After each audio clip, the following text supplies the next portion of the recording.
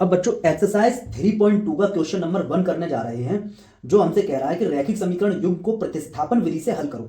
हल करने का मतलब यह है कि एक्स और वाई के ऐसे मान निकालो जो दोनों ही समीकरण को संतुष्ट करे। एक्स और वाई के ऐसे मान निकालो जो दोनों ही समीकरण को संतुष्ट करे, मतलब एक्स और वाई के ऐसे मान जो हम समीकरण में रख दें तो एलएचएस और आरएचएस दोनों तरफ बराबर आ जाए। दोनों समीकरण में हम रख सकते हैं और एलएचएस और आरएचएस बराबर आ जाए। संतुष्ट करने का मतलब यह है, ठीक है। एक्स और वाई के हमको मान निकालने हैं और विधि बताइए उसने प्रतिस्थापन विधि, जिसको हम इंग्लिश में एलिमिनेशन मेथड कहते हैं। अब बच्चों चलो हम करते हैं इस क्वेश्चन को। तो बच्चों दो इक्वेशन है हमारे पास, ठीक है। हाँ, दो समीकरण है, समीकरणों का युग्म की बात हो रही है तो दो समीकरण होंगे ही। तो एक है एक्स प्लस वाई बराबर 14 और दूसरा समीकरण है हमारे पास एक्स माइनस वाई बराबर में बच्चों 4।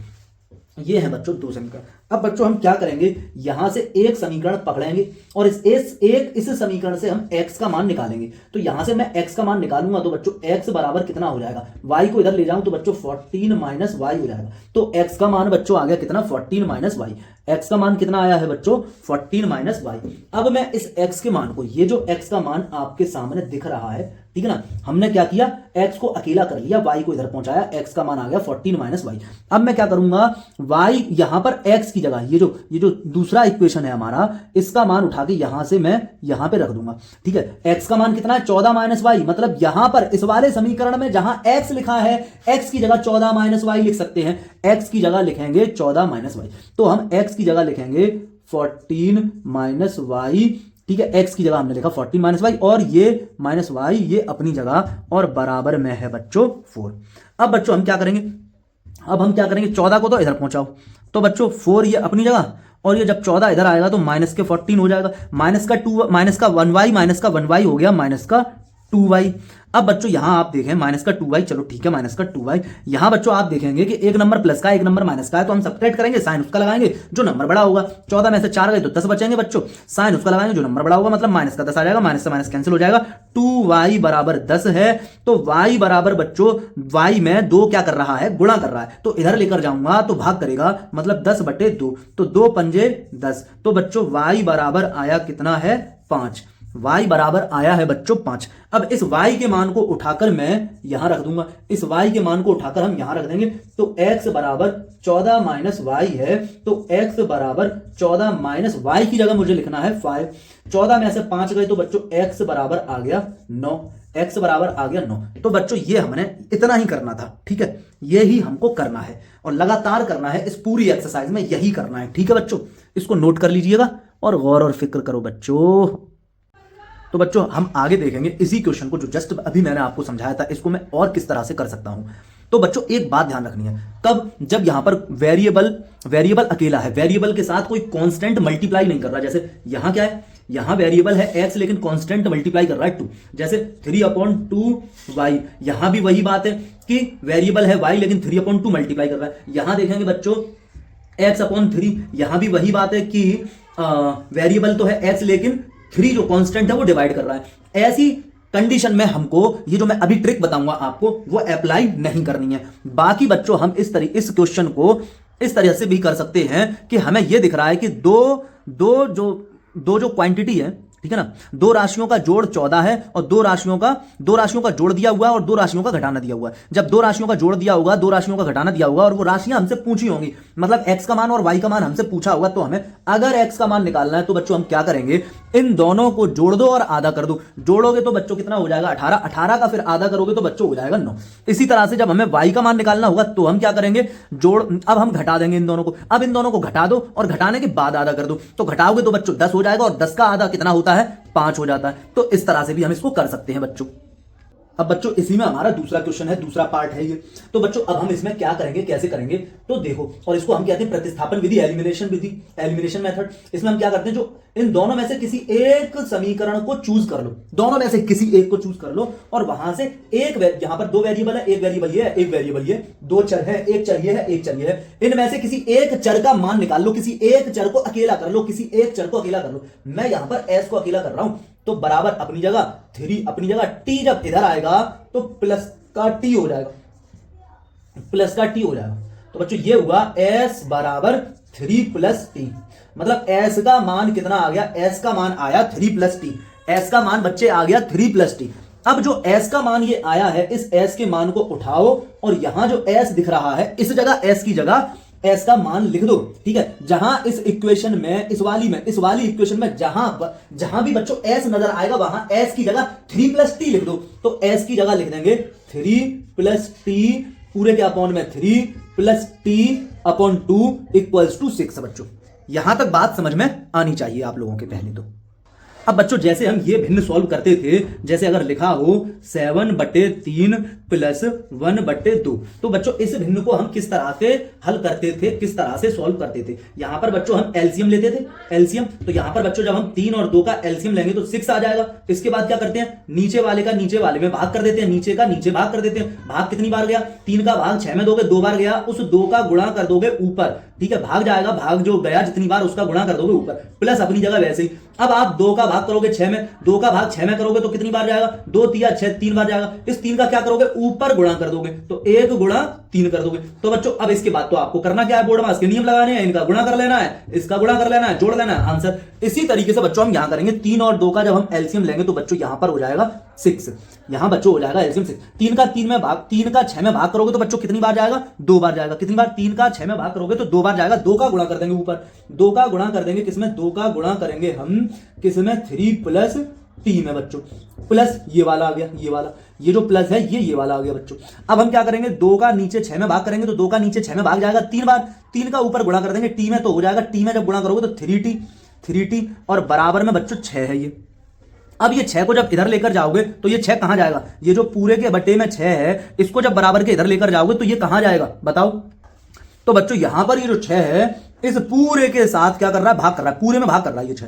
तो इस 6 को जब इधर लेकर जाओगे, यहां पूरे में भाग कर रहा है, जब इधर लेकर जाओगे और पूरे में भाग कर रहा है तभी हम ये कर भी सकते हैं, वरना नहीं कर पाते। ठीक है, हाँ, तो जब ये पूरे में भाग कर रहा है तो इधर लेकर जाओगे तो इधर जाके गुणा करेगा। तो बच्चों ये और ये यहां ये भी गुणा करते जाओ, 2 × 6 बच्चों प्लस, ठीक है, ये जो ब्रैकेट के बाहर 2 लिखा है इसका ब्रैकेट के अंदर हर एक पद में गुणा कर दो। ठीक है, तो 2 × 6 कर दोगे, फिर आगे बढ़ोगे तो 2 एकम 2t कर दोगे प्लस 3t बराबर 6 इधर जाकर मल्टीप्लाई करेगा, 6 पूरे के बटे में इधर जाएगा तो मल्टीप्लाई करेगा, ये हो जाएगा 36। अब बच्चों ये देखोगे 6 इधर जाएगा, 6 हमें t वाले टर्म अकेला करना है। ठीक है, 2t 3t बच्चों 5t हो जाएगा, 2t और 3t बच्चों 5t हो जाएगा। समान पद है आपस में तो जुड़ जाएंगे बच्चों, ये समान पद है तो बच्चों ये जुड़ जाएंगे। और ये 6 जब उधर जाएगा तो 36 में से ये 6 इधर आके माइनस हो जाएगा, 36 - 6। तो बच्चों फिर ये कितना हो जाएगा, ये बच्चों बचेगा हमारे पास कितना, 30। अब 5t और t को हमें करना है अकेला, तो 5t और t को हमें अकेला करना है। 5 जो है वो t में क्या कर रहा है, गुणा कर रहा है। ठीक है, अकेला करने के लिए 5 को इधर लेकर जाओगे तो बच्चे 30 बटे में आ जाएगा, यहां गुणा कर रहा है 5 इधर आके बटे में आ जाएगा, तो 5 × 6 = 30। तो बच्चों जो हमारा t का मान आया, t बराबर कितना आया बच्चों, t का मान बच्चों हमारा 6 आ गया, t का मान आ गया, एक वेरिएबल का मान आ गया बच्चों, एक चर का मान आ गया। अब इस t के मान के साथ क्या करना है, इसको उठाकर यहां लगा दो, इसको उठाकर यहां लगा दो। जो सबसे पहले हमने सॉल्व किया था और s का मान निकाल लिया था उसी में आकर इसको लगा दो। लगाने को तो बच्चों ये जो t का मान है, t का मान जो 6 आ गया, इसको चाहे यहां लगा दो, चाहे यहां लगा दो, चाहे यहां लगा दो, तीनों में से किसी भी जगह लगा दो, आंसर आ जाएगा। हम लगा देते हैं यहां पर, तो s बराबर 3 + t की जगह बच्चों हम लिखेंगे 6, तो s बराबर 3 और 6 बच्चों हो जाएगा आपका 9। तो हमारा s का भी मान आ गया और t का भी मान आ गया। बच्चों समझ में आया होगा यहां तक। नेक्स्ट देखते हैं अब बच्चों करते हैं हम अपने इस क्वेश्चन को। नेक्स्ट जो हमारा है, तो हम क्या करेंगे, इन दोनों में से किसी एक समीकरण को पकड़ेंगे और उसमें से एक वेरिएबल को अकेला करेंगे। तो यहां पर बच्चों अगर मैं करना चाहूं तो y को आसानी से, y में थोड़ा आसानी ज्यादा हो रही है y को अकेला करने में, होने के लिए x भी अकेला कर लोगे। तो मैं यहां पर क्या करूंगा, y को अकेला करूंगा, 3 को बच्चों मैं इधर पहुंचाऊंगा और y को बच्चों मैं इधर ले जाऊंगा। जब 3 इधर जाएगा तो -3 हो जाएगा, y इधर जाएगा तो +y हो जाएगा।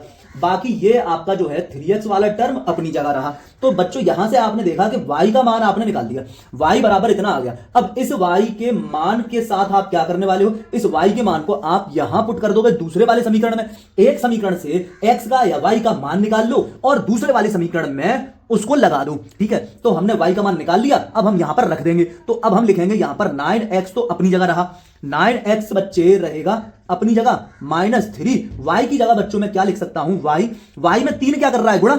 y में बच्चे 3 क्या कर रहा है, गुणा। y की जगह जो कुछ भी लिखोगे उसके साथ भी 3 करना चाहिए गुणा। ठीक है, y और 3 का क्या हो रहा है, गुणा। ठीक है, y में 3 क्या कर रहा है, गुणा। y की जगह जो भी कुछ लिखोगे बच्चों उसमें भी 3 क्या करना चाहिए, गुणा। तो y की जगह कौन है, 3x माइनस 3, 3x माइनस 3 बराबर 9, और 3 मैंने कहा था गुणा करना चाहिए। अब ये ब्रैकेट हटाओगे, ब्रैकेट हटाने का रूल ये है कि ब्रैकेट के बाहर जो भी नंबर लिखा है उसका ब्रैकेट के अंदर हर एक संख्या में, हर एक टर्म में मल्टीप्लाई करोगे, और विद साइन करना है ये काम साइन के साथ करना है, क्योंकि जब मल्टीप्लाई करते हैं तो हम साइन का भी मल्टीप्लाई करते हैं, जब हम गुणा करते हैं तो चिन्हों के भी गुणा करते हैं। तो बच्चों ये आपका 9x, अब ये गुणा करोगे माइनस का 3 और साथ में चिन्हों का भी गुणा होगा, माइनस इंटू प्लस बच्चों माइनस हो जाएगा, 3 3 9x। आगे बढ़ जाओगे तो माइनस इंटू माइनस बच्चों प्लस हो जाएगा, और 3 3 बच्चों 9 हो जाएगा, इक्वल्स टू में बच्चों 9 आ जाएगा। यहां पर बच्चों आप देखोगे कि 9x से 9x कट जाएगा और 9 से ये 9 भी कट जाएगा, मतलब यहां पर x की वैल्यू नहीं निकल पाई। मतलब बच्चों यहां पर x की वैल्यू क्या, पूरा समीकरण ही खत्म हो गया, पूरा समीकरण ही खत्म हो गया बच्चों। तो ये क्या हुआ, x की वैल्यू कैसे निकले, मतलब हमने क्या गलती कर दी, क्या गलती कर दी। और जहां तक हम देख पा रहे हैं तो हमने गलती कोई नहीं किया। हाँ, ऐसा होगा, ऐसा होता है, ठीक है। ये हुआ क्या कि ये दोनों, यहां पर होगा क्या कि इन दोनों के अनेक हल होंगे, ठीक है। यकीनन ऐसा होगा कि अनेक हल इन दोनों समीकरण के अनेक हल होंगे, ठीक है ना। अनेक हल होंगे मतलब दोनों रेखाएं एक दूसरे के ऊपर हैं, इसलिए x और y के मान इस तरह से नहीं निकल रहे, बहुत सारे मान निकलेंगे हालांकि x और y के। अब देखो बच्चों, तो फिर हमने गलती क्या की, मैं आपसे ये कह रहा हूं कि आपकी एक इक्वेशन ये थी 3x minus Y equals to 3, और आपका दूसरा समीकरण था 9x minus 3y equals to 9, ठीक है। ये समीकरण बदलेगा थोड़ी ना, अगर मैं इसमें क्या करूं, 3 का गुणा बराबर के इधर और बराबर के इधर, लेफ्ट में भी सब में कर दूं और राइट में भी सब में कर दूं, ठीक है ना। मैंने बताया था ना कि 7 बराबर 7 है, अगर मैं 2 का गुणा इधर करूं, 2 का गुणा इधर करूं और 2 का गुणा ही इधर कर दूं तो जो आएगा वो भी बराबर आ जाएगा। तो ये और ये बराबर है, तो 3 का गुणा करने से जो आएगा वो भी बराबर होगा, मतलब इक्वेशन बदली नहीं, इक्वेशन का रूप बदल गया, समीकरण नहीं बदला, समीकरण का स्वरूप बदल गया, ठीक है बच्चों। तो यहां पर हो जाएगा 9x माइनस वाई बराबर, सॉरी 9x माइनस यहां पर 1 है, तो 3 का गुणा यहां हुआ, 3 3 का 9x और 3 एकम 3y, 3 एकम 3y, फिर 3 का गुणा यहां होगा तो 3 3 का 9। अब आप दूसरी वाली, ये आपकी एक इक्वेशन है, ठीक है, ये और ये एक ही बात है, ये जो मैंने समीकरण लिखा है ये वाला और ये वाला एक ही है, ये समीकरण एक ही है। अब इसको देख लो, ठीक है, ये समीकरण और ये समीकरण एक ही तो है। मैं इसको एक बार और लिख देता हूं, चलो 9x माइनस 3y बराबर 9। देखो बच्चे, दोनों के दोनों समीकरण ही सेम है, दोनों के दोनों बच्चों समीकरण ही सेम है, समीकरण ही अलग है ही नहीं, समीकरण अलग नहीं है तो रेखा कैसे अलग हो जाएगी इन दोनों की रेखा का मतलब एक दूसरे के ऊपर, मतलब ये क्या हो गया, अनेक हल वाला आ गया। और विलोपन विधि से और प्रतिस्थापन विधि से जो आंसर निकलते हैं, ठीक है ना, वो एक हल वाले निकलते हैं, जो एक हल वाला बताया था, जो इंटरसेक्टिंग रेखाएं होती हैं, जो प्रतिच्छेदी रेखाएं होती हैं, उनके ही हल निकलते हैं, जो एक हल होता है वही निकलते हैं इन विधि से, ठीक है। तो इसका मतलब इसका तो कोई हल ही नहीं है, मतलब इसके अनेक हल हैं, इसके बच्चों अनेक हल हैं, ठीक है। अब बच्चों अगला क्वेश्चन आपके सामने, जो दो समीकरण यानी कि समीकरण युग्म जो है वो आपके सामने है और दोनों के दोनों समीकरण पॉइंट में है, दशमलव में है। इस क्वेश्चन को करने से पहले जरा कुछ देख लीजिए आप, मैं आपसे ये कह रहा हूं कि 3.7 है, 3.7 एक नंबर है और इसमें मैं आपसे कहूं कि 10 से मल्टीप्लाई करो। 3.7 एक नंबर है, मैं कह रहा हूं आपसे कि 10 का गुणा करो, 10 का इसमें गुणा करो। तो 10 का गुणा बच्चे आप कैसे करेंगे, 10 का गुणा कैसे करेंगे, आप लिखेंगे 3.7 और गुणा लिखेंगे आप 10। अब आप 0 का गुणा 7 में करेंगे, 0 का गुणा 7 में करेंगे तो बच्चों 0 आएगा, 0 का गुणा 3 में करेंगे तो बच्चों फिर 0 आएगा, फिर यहां पर क्रॉस का निशान लगा देंगे कट्टा का। अब 1 का गुणा 7 में करेंगे तो 7 आएगा, फिर 1 का गुणा 3 में करेंगे तो 3 आएगा। अब इसको जोड़ देते हैं, ठीक है, सिंपल जो गुणा करते हैं हमने वैसे ही गुणा कर दे रहे हैं, 0 फिर ये 7 और फिर ये बच्चों 3। अब बच्चों मैं आपसे ये कह रहा हूं कि यहां पर जो पॉइंट है वो एक डिजिट के बाद है, एक डिजिट बाद है, और यहां पर पॉइंट है ही नहीं, यहां पॉइंट एक डिजिट के बाद है। अब हमें इस अपने जो ये हमारा फाइनल जो आंसर आपके सामने है, इसमें हमें पॉइंट लगाना है एक डिजिट के बाद। किधर से, हम राइट साइड से आएंगे, राइट साइड से हम डिजिट देखते हुए आएंगे, ऐसे आएंगे ऐसे और डिजिट देखेंगे तो हमारी पहली डिजिट हमारी ये पड़ जाएगी ये, तो इस एक डिजिट के बाद हम यहां पर अपना पॉइंट लगा देंगे। अब 37.0 मतलब 37 रुपए 0 पैसे, ठीक है। पॉइंट के बाद जीरो लगा दो या हटा दो, ठीक है। पॉइंट के बाद अगर 0 है, सिर्फ 0 है तो चाहे लगा दो या हटा दो, मतलब 37 और मैं ये कह रहा हूं कि 37.0 ये एक ही बात है, ठीक है। 37 और 37.0 ये दोनों क्या बातें हैं, एक ही हैं, मतलब बराबर है। तो हम ये समझ पाए इसी चीज को। अब मैं डायरेक्ट आपसे कहूं कि इसी चीज को कभी भी 3.9 इंटू 10 अगर आपको करना हो तो 10 का गुणा जब आपको करना होगा तो पॉइंट हमारा कुल मिलाकर पॉइंट जो था वो किधर भाग गया, पॉइंट हमारा इधर भाग गया। ठीक है, पॉइंट 3.7 था और पॉइंट हमारा एक डिजिट इधर गया, पॉइंट हमारा एक डिजिट इधर गया, पॉइंट हमारा लगा कहां था 3.7, ठीक है, और एक डिजिट पॉइंट इधर चला गया। तो 10 का गुणा करने से क्या होगा, 10 का गुणा करने से क्या होगा, जो पॉइंट है आपका वो एक डिजिट इधर जाएगा, एक डिजिट इधर जाएगा तो कुछ बचेगा ही नहीं, मतलब 39 आ जाएगा। ठीक है, जरा और समझ लीजिए, जैसे 3.17 है और इनटू हमें 10 करना है, तो गुणा करेंगे अब 10 में एक जीरो है तो ये एक डिजिट इधर जाएगा, पॉइंट 10 का गुणा हो गया, एक डिजिट इधर कर दो तो ये हो जाएगा 31.7, ये आ जाएगा। ठीक है, 10 का गुणा करोगे तो एक डिजिट राइट साइड की तरफ पॉइंट को कर दो, या फिर आप पूरा गुणा करके लाओगे और आपके सामने आंसर आ जाएगा। या आपको मैं डायरेक्ट बात बता रहा हूं कि आपको जब 10 का गुणा करना है तो आप क्या करेंगे, और 10 का गुणा करना है आपको किसमें, दशमलव के नंबर में, डेसिमल, ठीक है ना, पॉइंट वाले नंबर में, डेसिमल वाले नंबर में 10 का गुणा करना है, तो आप क्या करोगे, पॉइंट को एक डिजिट राइट साइड में खिसका दोगे, पॉइंट को एक डिजिट राइट साइड में खिसका दोगे। अब बच्चों अगर ये बात आपके समझ में आई है तो हम करते हैं अपना ये क्वेश्चन। ठीक है बच्चों, मैं आपसे ये कह रहा हूं कि 7 बराबर 7 है, अगर मैं इधर 2 का गुणा करूं, इधर 2 का गुणा करूं और इधर भी 2 का गुणा करूं तो जो आएगा वो दोबारा से बराबर आ जाएगा। मतलब 7 बराबर 7, ये भी क्या है, ये भी अगर मैं काट दूं तो ये भी 1 बराबर 1 है, और ये भी अगर मैं काट दूं तो ये भी 1 बराबर 1 है। ठीक है, दोनों ही सेम है, मतलब ये सब कुछ एक ही चीज लिखी हुई है, अलग कुछ है ही नहीं। इसी तरीके से मैं इसका क्या हो जाएगा, इसका बस थोड़ा सा रूप बदल जाएगा, थोड़ी सी शक्ल बदल जाएगी, मगर रहेगा ये अब भी वही समीकरण। मुझे करना क्या है, मैं 10 का गुणा कर दूंगा, 10 का मैं गुणा कर दूंगा, 10 का किधर, बराबर के लेफ्ट में भी हर एक जगह करूंगा और बराबर के राइट में भी हर एक जगह करूंगा। मतलब बराबर के लेफ्ट में हर एक टर्म में 10 का गुणा और बराबर के राइट साइड में भी हर एक टर्म में 10 का गुणा, हर एक पद में, हर एक संख्या में मैं 10 का गुणा करूंगा। तो 10 का गुणा जब मैं यहां करूंगा 0.2x में, तो बच्चों पॉइंट इधर हो जाएगा, पॉइंट इधर खिसकेगा तो ये बच्चों 2x हो जाएगा, प्लस इसी तरह से ये बच्चों 3y हो जाएगा और प्लस इक्वल्स टू बच्चों इसी तरह से ये 13 हो जाएगा। ये हमारी इक्वेशन हो गई 1। ठीक है, अब इस वाले को देख लो, इस वाले में, इसमें भी बच्चों में यही बात आपसे कह रहा हूं, यही कहूंगा कि आप इसमें भी पॉइंट हटा लो ना, पॉइंट हटा के इसको सिंपल बना लो। समीकरण ये और ये एक ही समीकरण है, अलग अलग नहीं है, देखने में इनकी शक्ल अलग है। ठीक है, बात समझ पा रहे हैं, इसी तरह से ये, अरे भैया महात्मा गांधी जी अगर आपके सामने पैंट शर्ट पहन के आ जाए तो रहेंगे तो महात्मा गांधी जी ही। ठीक है, मतलब बंदा तो एक ही, इंसान तो वो एक ही है, अलग अलग तो नहीं है। इसी तरह से यहां पर बात है, यहां पर अब देख लो इसको। ठीक है, तो यहां पर भी मैं क्या करूंगा, 10 का मल्टीप्लाई इधर, 10 का मल्टीप्लाई इधर, 10 का मल्टीप्लाई इधर, तो यहां 10 का मल्टीप्लाई होगा तो ये हो जाएगा बच्चे 4x प्लस 5y बराबर 23। ये आपकी हो गई इक्वेशन सेकंड। अब मैं क्या करूंगा, यहां से ये जो आपकी इक्वेशन है, यहां से x का या y का मान कर लूंगा। ठीक है, x को या y को अकेला कर लूंगा, ये काम मुझको करना है बच्चे। तो आपकी मर्जी होती है, चाहे x का कर लें चाहे y का कर लें, ठीक है, जो आपको आसान लगे। तो मैं यहां पर क्या कर रहा हूं, x का मान निकालूंगा। मैं क्या करूंगा, 2x को अभी अपनी जगह रहने दिया, धीरे धीरे x का मान निकालना है, मतलब मुझे x को अकेला करना है। धीरे धीरे सारी चीजें मैं बराबर के राइट साइड में पहुंचा दूंगा, क्योंकि x वाला जो टर्म है वो लेफ्ट साइड में है, तो उसको मुझे अकेला करना है। धीरे धीरे चीजें राइट साइड में पहुंचाऊंगा। तो 13 अपनी जगह, ये जो 3y है ये इधर आएगा, तो ये हो जाएगा माइनस का 3y, ये हो गया आपका माइनस का 3y। तो आपके सामने 2x बराबर आ गया, कितना आ गया, 13 माइनस 3y। ठीक है, इसको ये 2x या एक मिनट बच्चे, हाँ 2x बराबर ये है, 2x बराबर 13 माइनस 3y। यहां तक बात समझ आई। अब 2 और x में क्या रिलेशन है, आपस में मल्टीप्लाई करना है। अब मुझे x को अकेला करना है, x को भी अकेला करना है, तो मैं 2 को भी इधर ले जाऊंगा। 2x के साथ क्या कर रहा है, मल्टीप्लाई, इधर जाएगा राइट साइड में, तो इधर आके क्या करेगा, डिवाइड, इधर आके क्या करेगा, डिवाइड, और इसको कह दो आप इक्वेशन नंबर 3। ठीक है, इक्वेशन नंबर 3। अब समझ लो बच्चों हमको क्या करना है आगे। यहां से जो हमने x का मान निकाल लिया, x को अकेला कर लिया, इस x के मान को उठाकर आप यहां रख देंगे।